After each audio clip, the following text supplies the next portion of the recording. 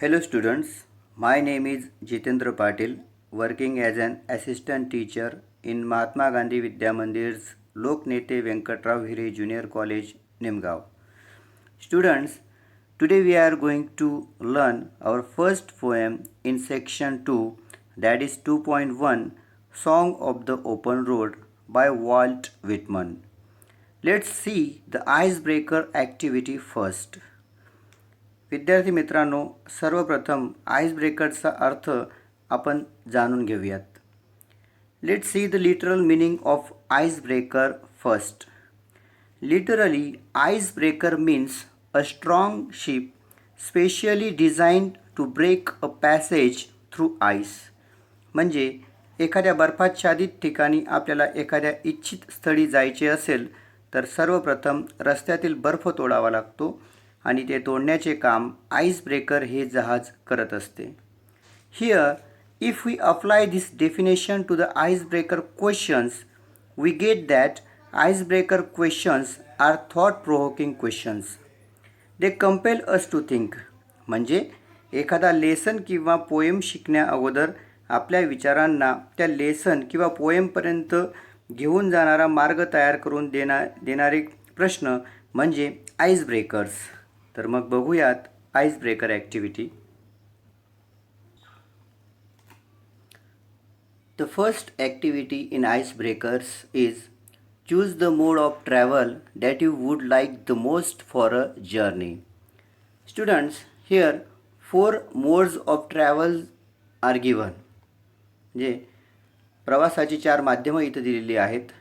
First A is airways, B waterways, C. Railways, D. Roadways. Students, here you have to select one way. That is one mode of travel you can select, but the condition is that you have to give reasons for your preference. म्हणजे इथं प्रवासाची 4 माध्यमं दिलेली आहेत.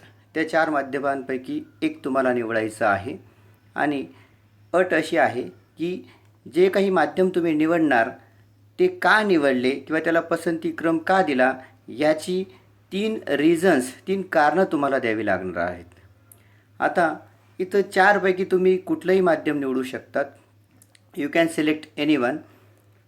इथं मी roadways हे निवडलेलं आहे, हे माध्यम निवडलेलं आहे. You can choose any one. And the reasons behind choosing roadways are following.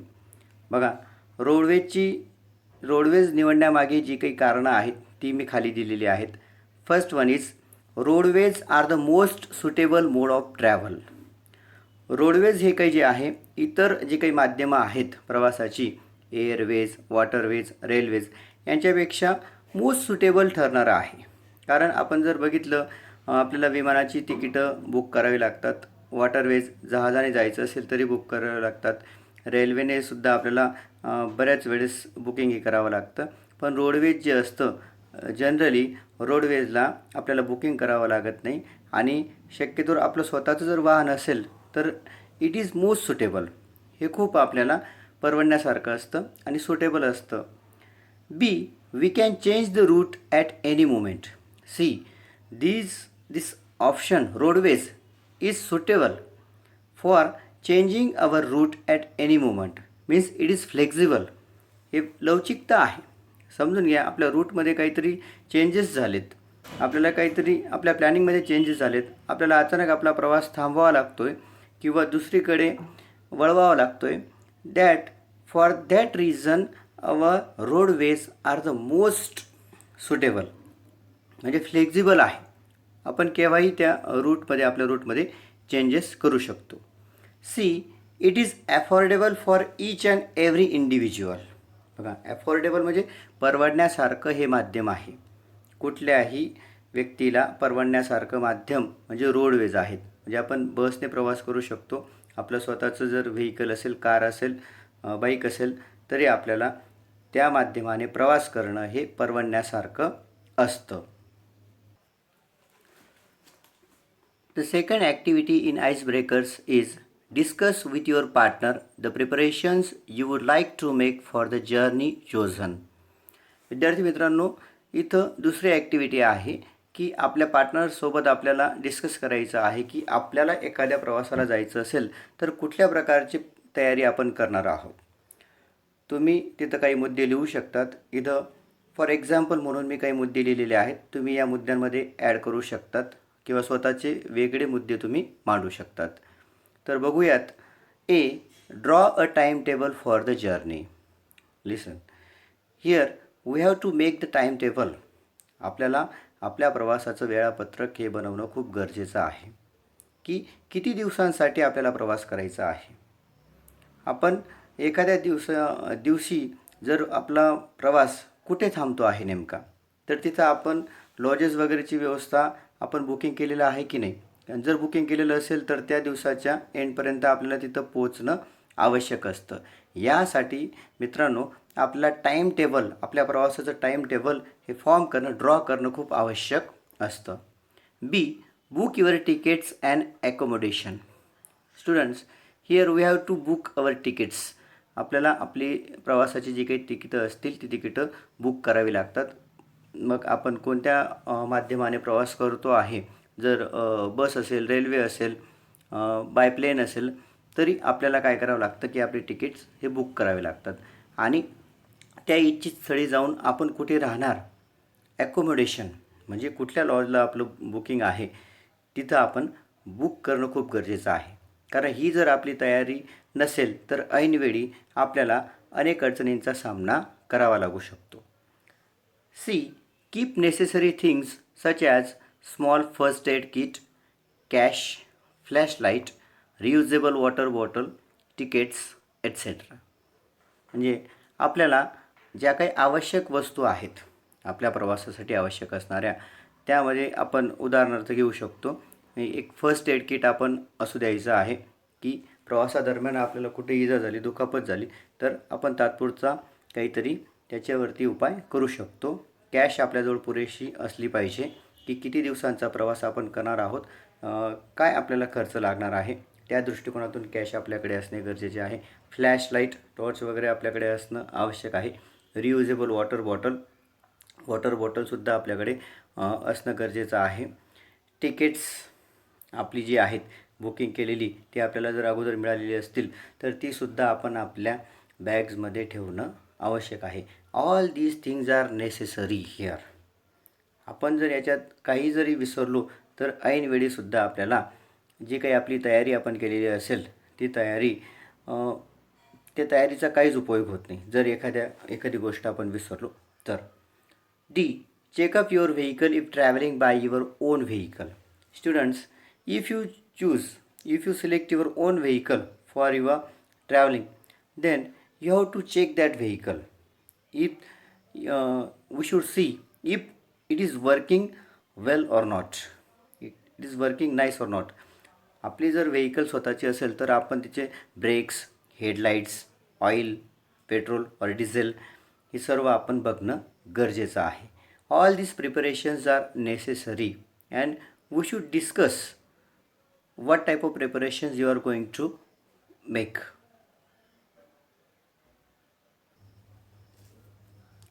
Next activity is that discuss the ways in which you would overcome the problems, hindrances, you may call it difficulty you face during your journey.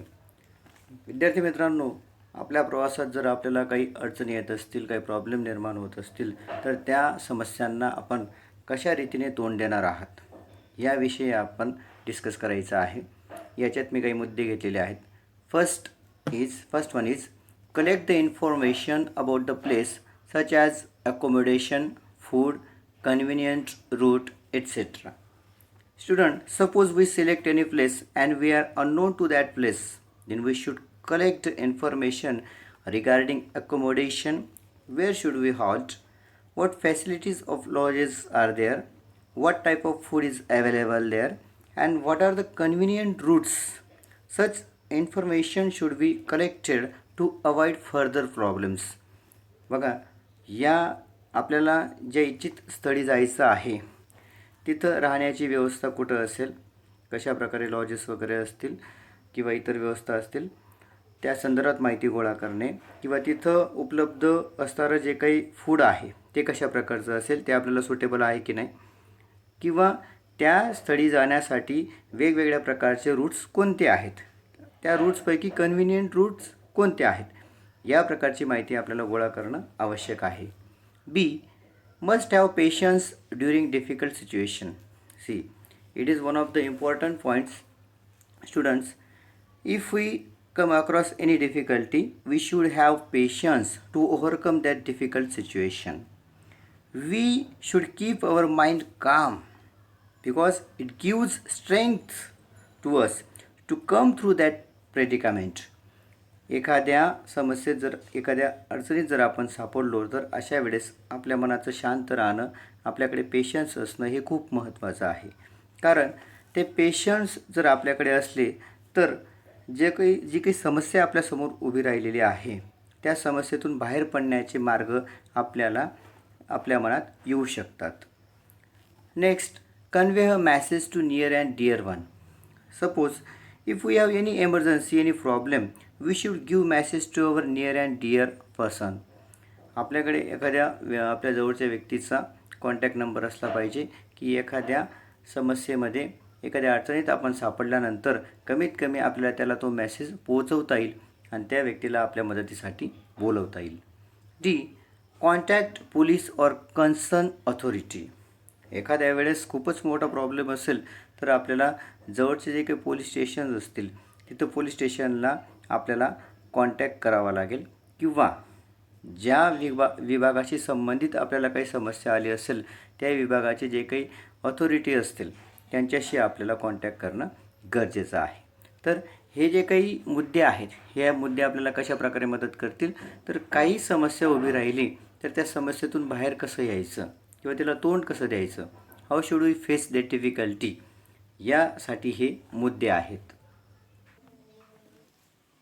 The last activity in ice breakers is, during every journey we have to observe certain rules. Discuss your ideas of the journey without any restrictions. You can begin like this.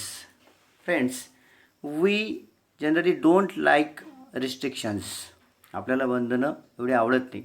तर आपण आपल्या प्रवासाचं जे काही आपण नियोजन करणार आहोत, तर आपण कोणासोबत तो प्रवास करायचा आहे हे अगोदर आपण ठरवायचं आहे. त्यासाठी पहिला मुद्दा दिलेला आहे, I would go alone or with selected friends. और आणि डॉट दिलेले आहेत, means with whom we should like to plan our travel. आपण आपला प्रवास कोणासोबत प्लॅन करायचा आहे. Students, when we plan to travel, we should plan our companions. With whom should we like to journey? आपल्याला कोणासोबत प्रवास करायला आवडेल. आपल्या सिलेक्टेड फ्रेंडसोबत आवडेल, की आपल्याला एकट्यालाच जायला आवडेल, किंवा आपल्याला फॅमिली मेंबर्स रिस्ट्रिक्शन्स नको आहे, तर आपल्याला कोणासोबत जायला आवडेल, असं आपण आपली आयडिया, आपली कल्पना तिथं मांडायची आहे. Next, I would choose hill station for my journey. बघा, आता इथं मी मांडलेलं आहे की मला हिल स्टेशनला जायचं आहे किंवा हिल स्टेशनला व्हिजिट द्यायला मला आवडेल. I will enjoy horse riding. मी तिथं हॉर्स रायडिंग एन्जॉय करू शकतो, किंवा वेगवेगळे जे काही प्रकार असतील खेळण्याचे, ते सुद्धा मी एन्जॉय करू शकतो.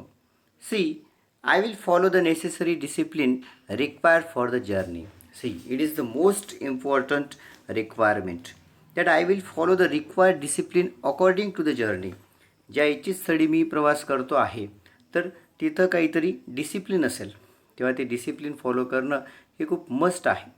It is important. कारण डिसिप्लिन आपल्या प्रवासात जर असेल तर तो प्रवास आपला कसा बनणार आहे, एन्जॉयबल बनणार आहे. Next, I will try to avoid probable mistakes and make the journey enjoyable. Yes, definitely we may commit a number of mistakes. आपण भरपूर अशा चुका किंवा काही चुका आपण करू शकतो.